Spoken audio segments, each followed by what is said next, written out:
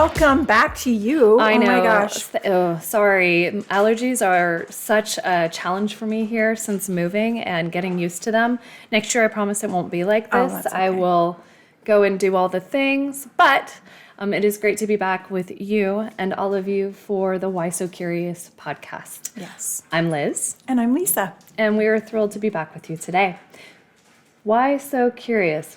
So what is our podcast all about? As a lovely, gentle reminder, the Why So Curious podcast is a podcast that looks behind every nook and every cranny to uncurtain the truth that's been hidden by lies that have been told to you, to really hide what is going on specific to abuse and to trauma. Mm-hmm. The most satisfying revenge, and Lisa and I can absolutely attest to this. Yeah. The most satisfying revenge is living a life while thriving, where you are the author of your own story and your abuser is not. Yeah. So true. And that's just a good reminder of why we're doing this, because life is happening today. It is. As usual. It is. Sophie already knocked over a camera and cracked a computer screen. Way to go, Soph.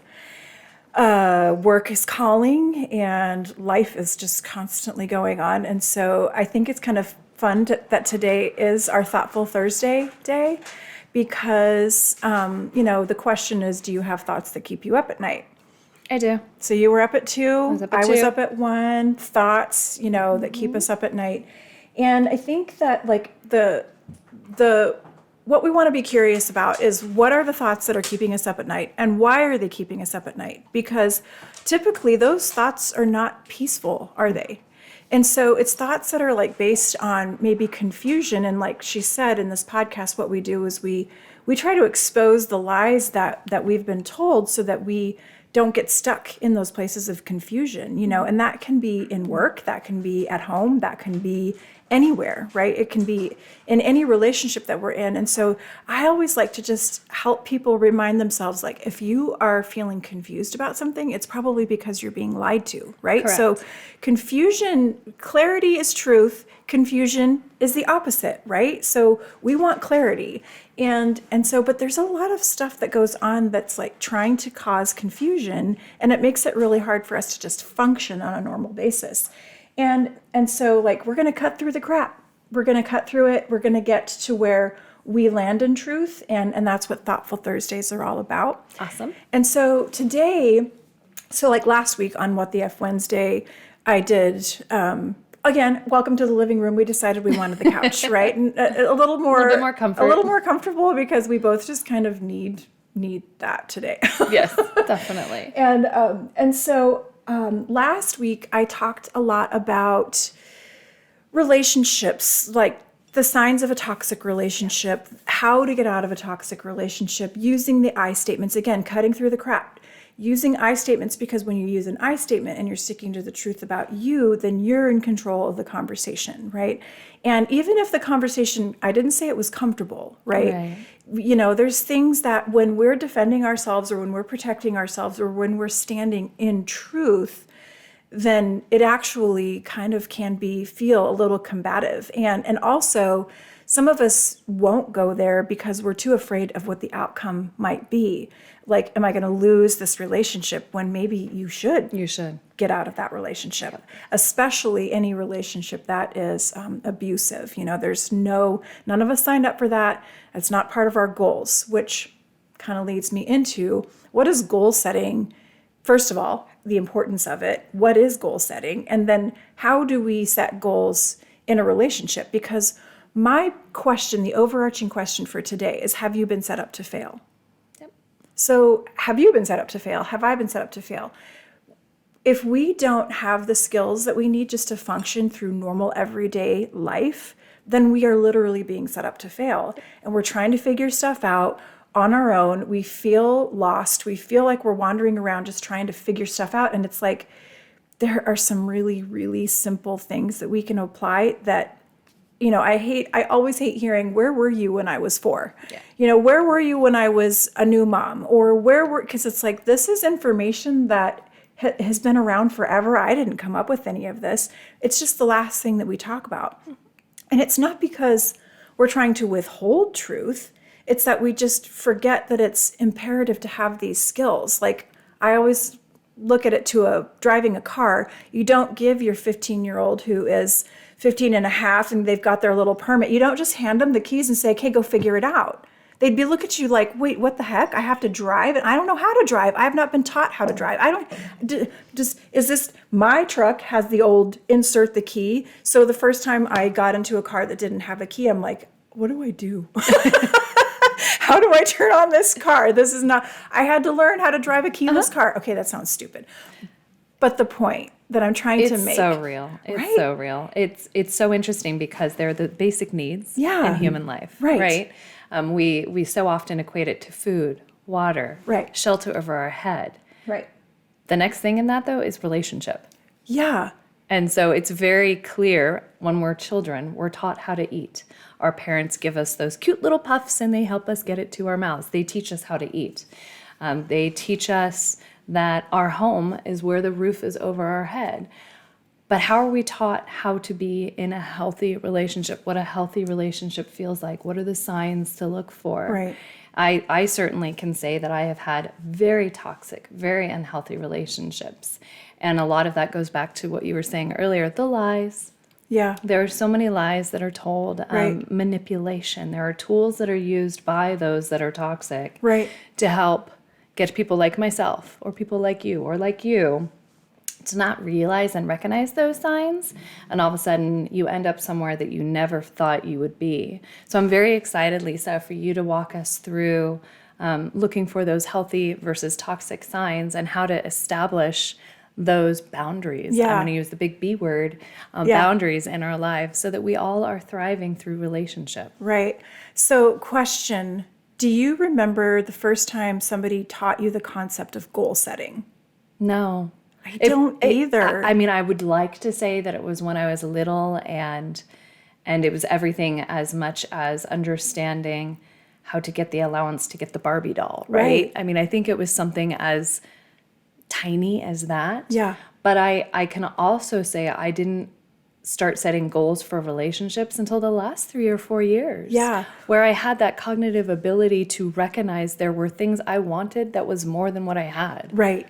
And even just like personal goals, like something to achieve, like like you said, I want that Barbie. So what are the goals that I need to set to get that Barbie? As simple and as sweet as that is, that's really what we're talking about here. It is like, if we just start super, super simple. I think what was interesting was when I started really unpacking and processing goal setting and how to effectively apply it to myself and then how to effectively teach it to my kids I did not do this with my kids. I did not teach goal setting. I didn't have the goal setting skills myself. And so it's not like I really actually knew how to teach my kids to set goals. And so when I realized that it was a huge gap in kids who are in school, in families, and in relationships, it's like, oh my gosh, we have so missed something super important. It's like one of the main ingredients for anything to work, but we don't have the ingredient and we're spinning our wheels and we're trying to figure stuff out. So I did not do goal setting with my kids. I didn't equip them with that. I didn't have it. And so now that I do, and now that I mean, it's funny, as I was preparing for today, just thinking things through, just like, okay, what is something that people want to hear? I realized that this is kind of random, but you and I actually kind of forgot to even set goals for this podcast. I mean, we had dreams, right? We're like, we have all this stuff that we want to say and we want to tell people and, telling stories and thriving. And it's like, oh, back up. And you and I literally just started talking about goals this week. Like, what are our goals for this podcast? And then how do we achieve it? And we realized, wow, we kind of put the cart before the horse and just jumped right in. Cool. That's okay. Here we are. And it's okay just to back up and slow things down and go, okay, so here's what we did, but we didn't talk and process the goals that we have. And so let's look at our goals. Like, what are our goals? And so when I teach, I do teach, but when a person hears like some of the stuff that we talk about with Power Over Predators, which we'll get into in a little bit, is we just literally have a little module on goal setting, just helping people understand the benefits of goal setting. And what I thought was fascinating is the research that they did is that they came out with that says, I think it's 76%. It could even be a little bit higher, but I don't want to exaggerate. 76% of people who write down their goals have an accountability person who helps them on a regular basis with if they're achieving their goals and has a plan, like what's the strategy? How do I achieve this? They have a 76% rate that they're going to get where they want to go with that goal. I believe that. Like that is a super simple process that has a really high success rate. So it's like, count me in for something like that. Well, and I love it because that's how I perform at work. For those of you that don't know me very well, I have a very high stress job. So every single quarter, I set goals for myself. I benchmark it against where am I at today, which you can do in relationship. Where do I want to get to Right. with my goals? Right. What am I missing? What are the things I need to work on? Yeah. That is like the best recipe for working on relationship Right. that I could possibly imagine. When I think of my incredible life partner, right? We actually had goals that when we got together, we said, these are the things that we want to work on and Right. focus on together as a couple, as parents, as individual. These are the things that we want to work on. And I admit COVID came in and it kind of got in the way of some of those goals. But the best part was we just reset those goals. Right. Came back to them, acknowledged that something was out of our control, and that's okay because that's what happens in life. Right. But how do we get back on that path? So whether it's working with him on our stuff, whether it's at my job, I literally had to have a little check-in on a couple of those last night. Having the ability to say to yourself, how do I get from point A to point B? And what am I missing in between where I need help or assistance? Right. Is huge. Right. And to be able to have that conversation within yourself, we call it having our contributions and capabilities, which are great words when we start discussing goals and what we need to get there. Yeah, for sure. And then, people are probably going, so that's it? Bye, Like we solved everything. We could go away right now. It's like, so really, just repeating, it's like the importance of you caring enough about yourself to take the time to write down what's important to you. What are the goals that you want to achieve? I have goals at home. I have goals in relationships. I have goals at work. I have goals with my budget. But if I forget to start with setting my goals, I have a really hard time achieving it. And it's like, that's what strategy is all about. That's what we're talking about here. And it's like, so the question then is, when it comes to relationships, I will answer for you and you could answer for me, and we could venture a guess that we could answer for all of you. You have been set up to fail. That question is, have you been set up to fail? I'm gonna vote yes. And so how do we, now that we know what we know, what do we do? Where do we go back to? Well, we just literally go back to, what are some goals that you have? And you can look at this with your kids. You can look at it with the relationships that you're in at work, with the relationships that you have personally, and with the relationship with your lifetime, your spouse or your lifetime partner, whatever that looks like. And it's so, it's really eye-opening. It's powerful. It's very, very powerful. Yeah. And so obviously you start by simply writing it down, right? Writing down your goals. And then now that you have those written down, what you want to do is have a strategy. So what do I have to do to achieve the goals? So okay, let's go back to your Barbie. Yep. So what did you have to do to get that Barbie? I had to do my chores, right? And my parents were very good about an allowance system that was based off chores, and it was contributing to the household. So it was like a double thing, right? Yeah. Learning how to be a part of a family and give back to the family and make sure that I was invested in the family. And then I was rewarded on that by getting my allowance. And I knew how much that, it wasn't even a Barbie, it was a She-Ra. Do you remember She-Ra dolls? Oh my She-Ra God. Princess of Power. I totally Best remember doll She-Ra. ever. I wanted to be her. She was so cool. Yeah. So, knowing that I wanted that She-Ra Princess of Power doll, knowing from going down to the local toy store how much it cost, knowing how much my allowance was, I could see how many weeks or how many months it was going to take to get the allowance. And then what did I need to do to make sure that I I cleaned my room mom clean. Love you, Mom. So mom clean meant that I couldn't shove it all under the bed. She had to be able to look under the bed and make sure that it wasn't there and that it wasn't shoved in the closet and that the things were tucked correctly, that it was done right. Yeah. So that's how I knew that week 1 I would get $1.25. Right. Week 2 that would be $2.50. How much closer was I getting to that goal of, I think it was $12.95. Right? How long was that going to take? Right. Could I do extra chores? My mom loved it when I would do foot rubs, so it was like a bonus to the goal. Brush so my I'd give hair, her- I'll pay you for that. I would rub her shoulders and I'd give her foot rubs and I could get like 75 cents extra to get closer to the goal. Those are great fun memories. Yeah. So, yeah. And so it's like, and it's so much fun to see yourself and feel and experience achieving it, Yep. right? Yep. Okay. So I want to bring something up really quick because we're going to move into what prohibits us from achieving our Sure. goals, which is a really important thing when it comes to understanding the importance of goal setting is something else. But like, okay, so let's go back to, we say this over and over again, and I'm going to keep saying it because it's it's just such an important reminder, is that our brain cannot believe something is true and real until we've experienced it. Correct. Okay. So again, knowledge is one thing, but experience is where we gain the belief, and that's where what we live out of.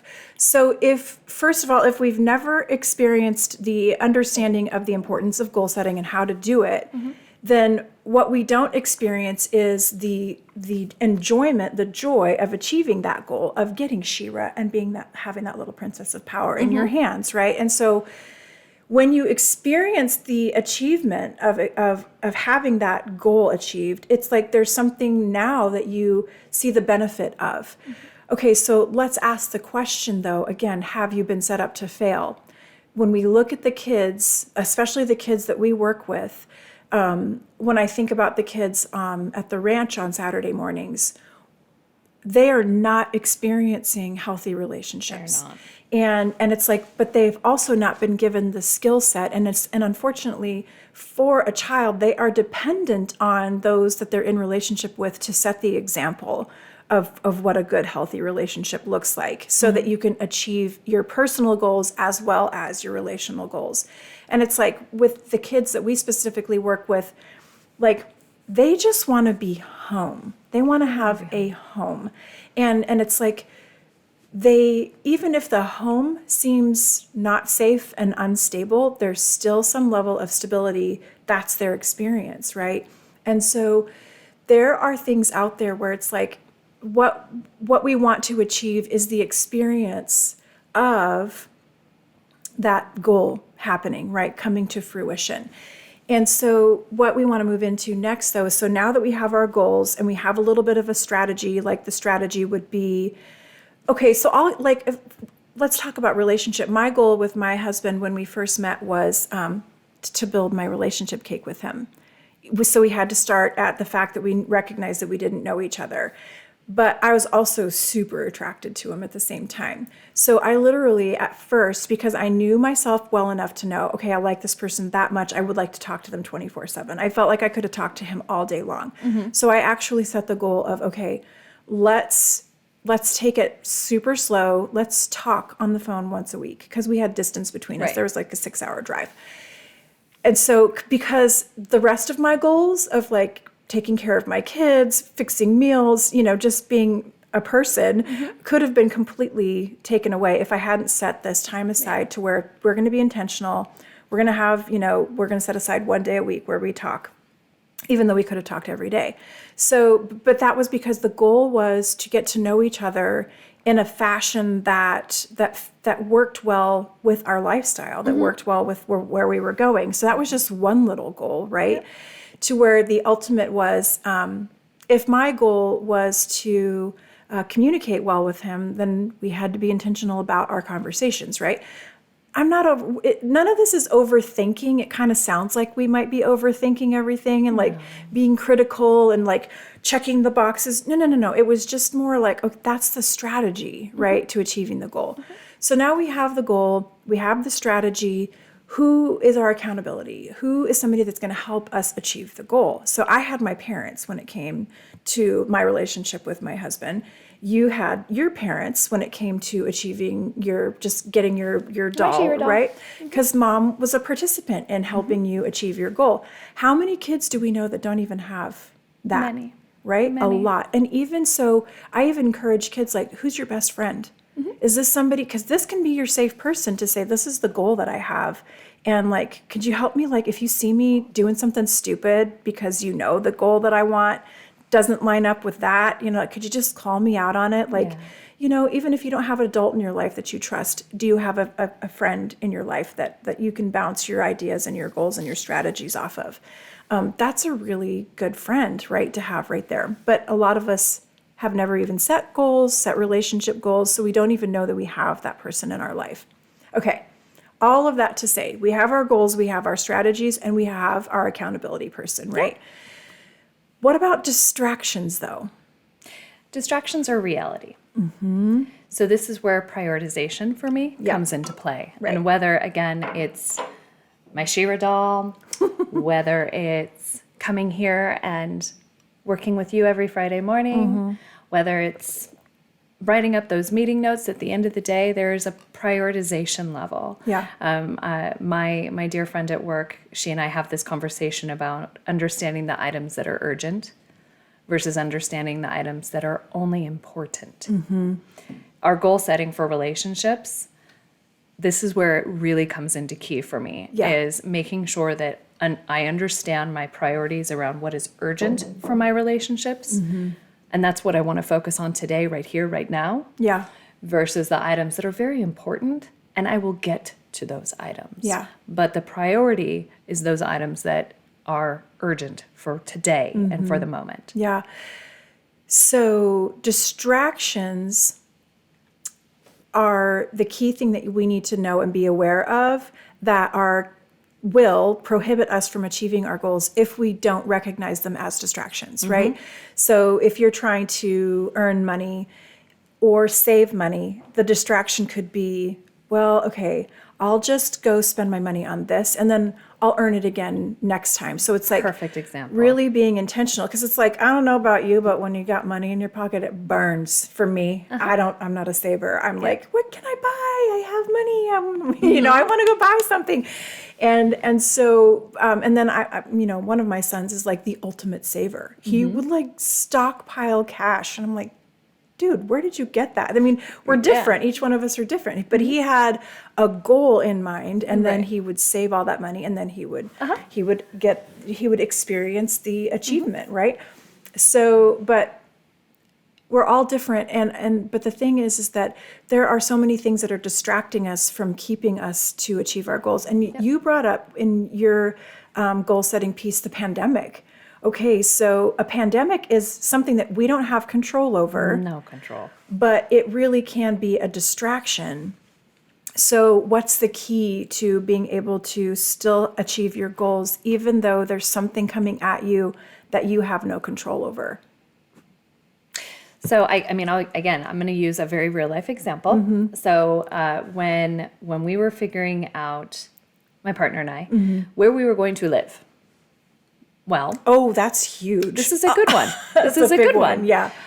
We ended up finding our house in Tucson during the pandemic. And so we realized we wanted this house, and so we were going to get this house. And then literally within the month that we bought the house is when the announcement came out that we were all going to go home for 3 weeks. And 3 weeks became 4, and then 6, and then 8. We still bought the house. But instead of it becoming an investment for us, which it still is, but a strictly investment property, we had to rethink the strategy. The goal setting had to be completely rearranged based off what was happening in the world around us. It did take a little bit longer, but we never lost sight of the end goal. Yeah. The end goal was that we were going to end up under the same roof in the same town together. Yeah. And so, yes, we did have to look at what it was going to take to get there. We literally had a list of what needed to happen and to be accomplished in order for us to get here together. Right. And if the timeline was delayed, we were communicative about it. We agreed on it.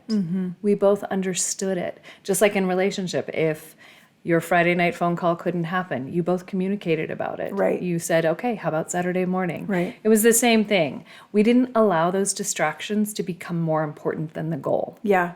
And I think that's where you're getting to with this. Yep. Is that distractions happen. We do not have control over those distractions. Right. We have control over what we do with and about those distractions. Bam, that's the mic drop right there. I think a lot of us feel when a distraction comes along, we feel like our power has been taken from us, and rightly so. I mean, there are distractions like divorce. There are distractions like death. There are distractions like, that phone call that you didn't expect to get. There can be illnesses that throw up in your face where you're just like, whoa, am I gonna let this distraction completely prohibit me from achieving my goal? And sometimes, like you said, goals have to be readjusted because maybe that goal is not achievable anymore if one of those things that happens unbeknownst to you or completely out of your control is you pivot and you instead of feeling powerless and like you just lost everything,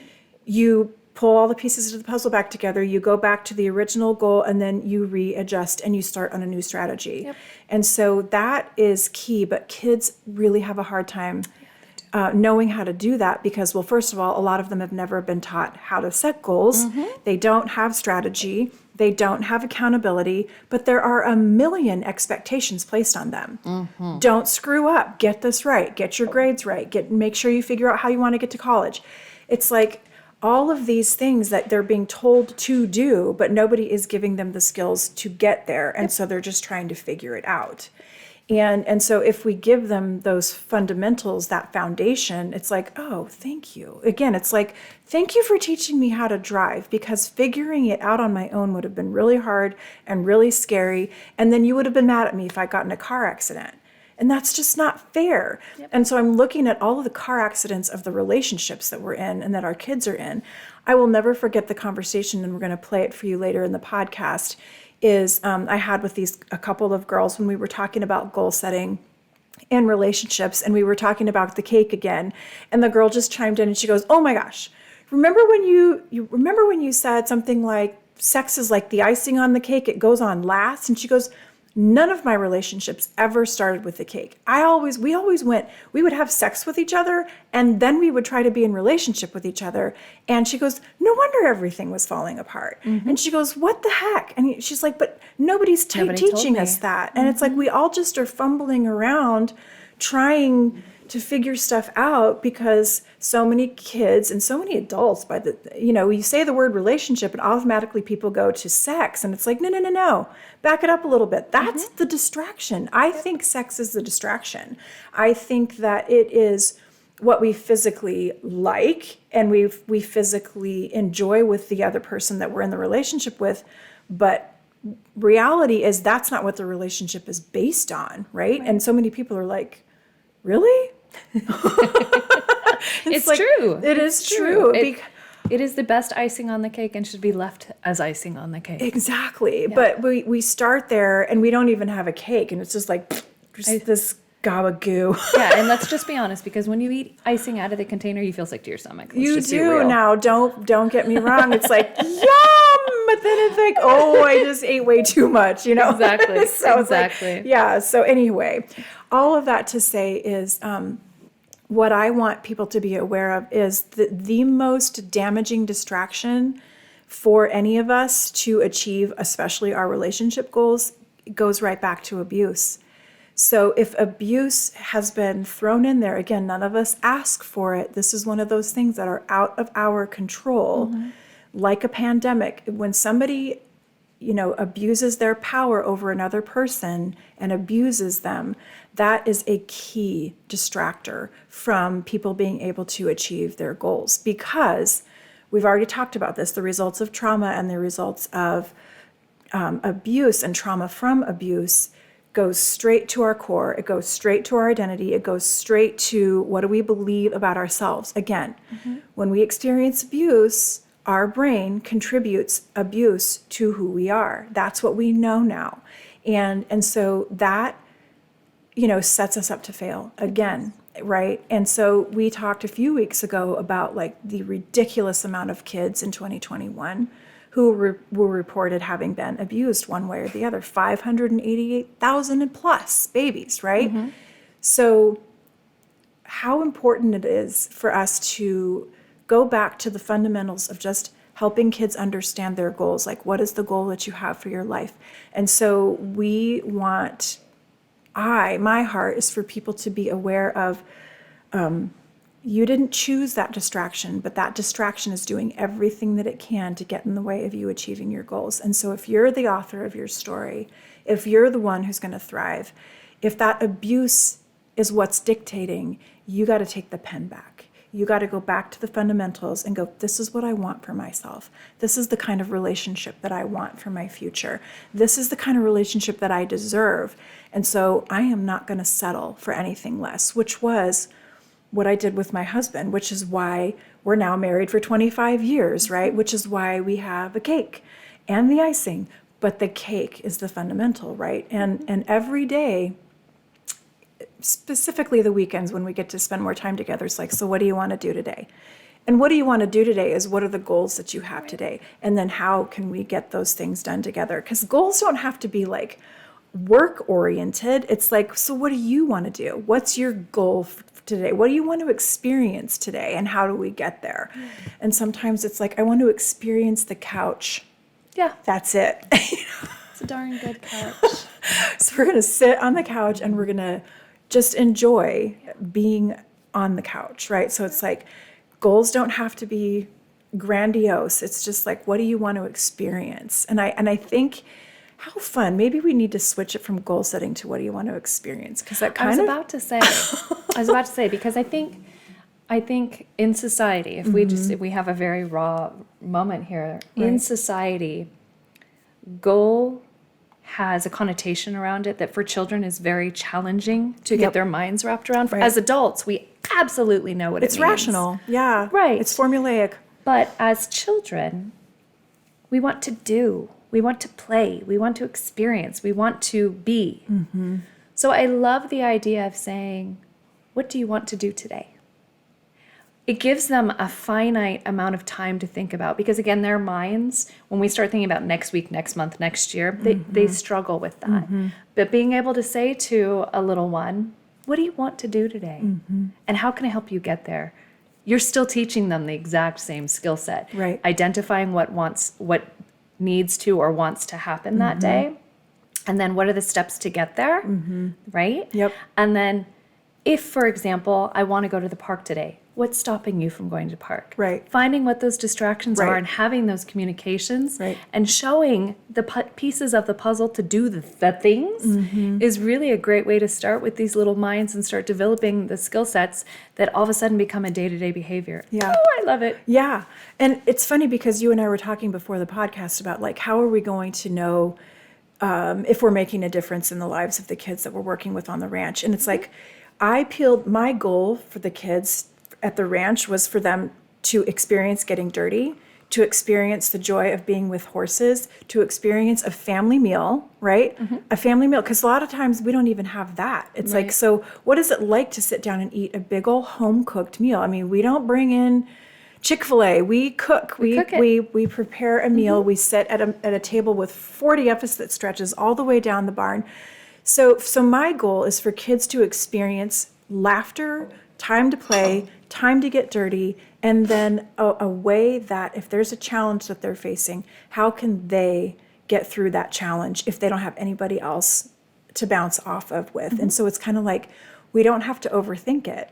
But when it comes to like, I don't want anybody to get lost in like, oh, I better sit down and write my goals. It's like, no, ask yourself, what do I want to experience?